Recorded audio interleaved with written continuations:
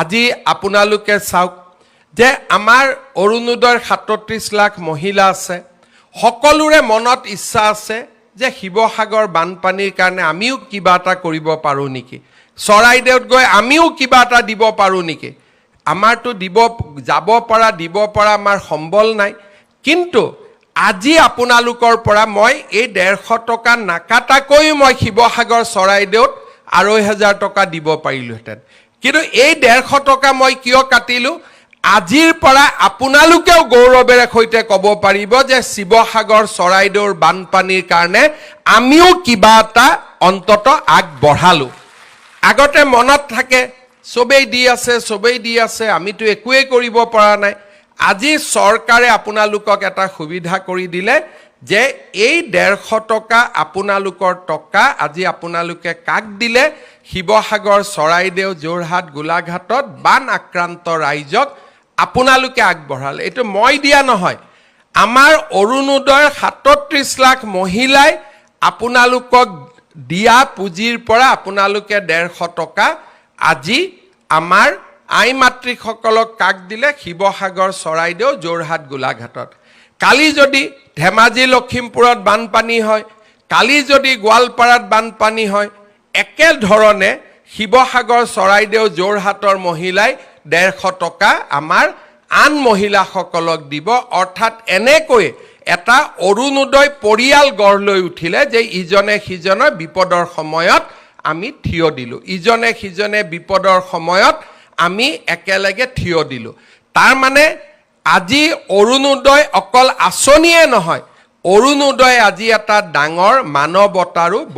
বাৰ্তা দিলে মুক্ত বহুত মহিলাই কৈ আছিলে যে মামা আমাৰ গোটেই টকাটো এই মাহত দি দিয়ক সেপ্টেম্বৰৰ পৰা আপুনি অৰুণোদয় দিলেও হ'ব তাৰ মানে আমাৰ মাসকলৰ মন কিমান বহল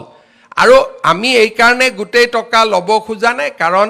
এই মুহূৰ্তত এনেকুৱা নহয় যে আমি বান সাহায্যক দিব নোৱাৰিম বা আমি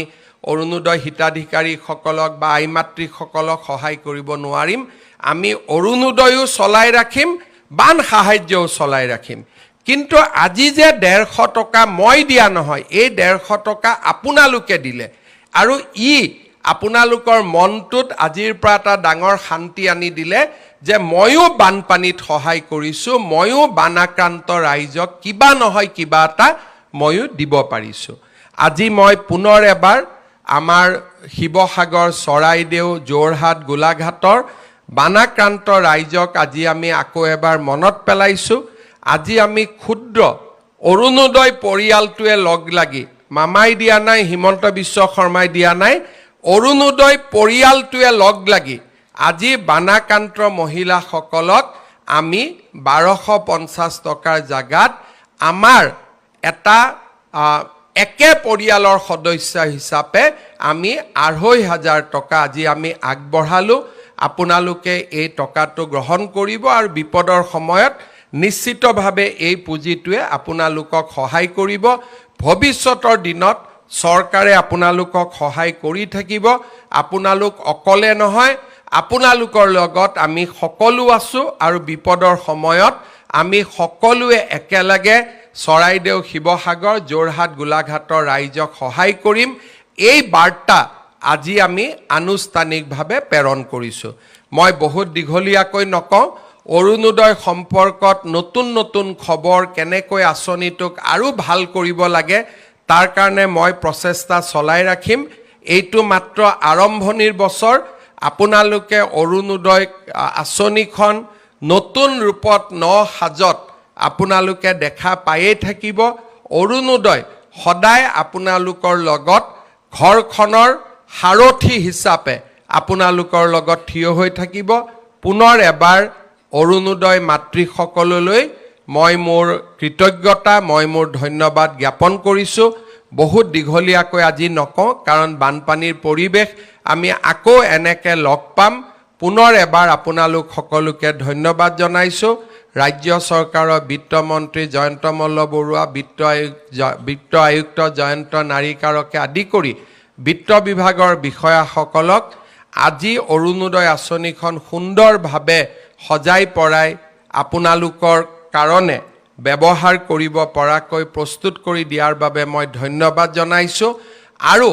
যিসকল মহিলাই আধাৰৰ বাবে অৰুণোদয় নোপোৱাকৈ থাকিব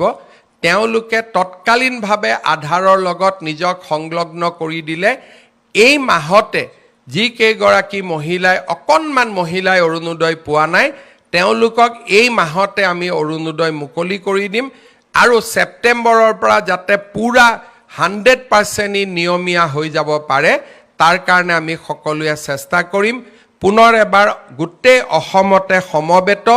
আই মাতৃসকলক মোৰ ধন্যবাদ কৃতজ্ঞতা আৰু অভিনন্দন জনাই মই মোৰ বক্তব্যৰ সামৰণি মাৰিছোঁ ধন্যবাদ জয় হিন্দ বন্দে মাতৰম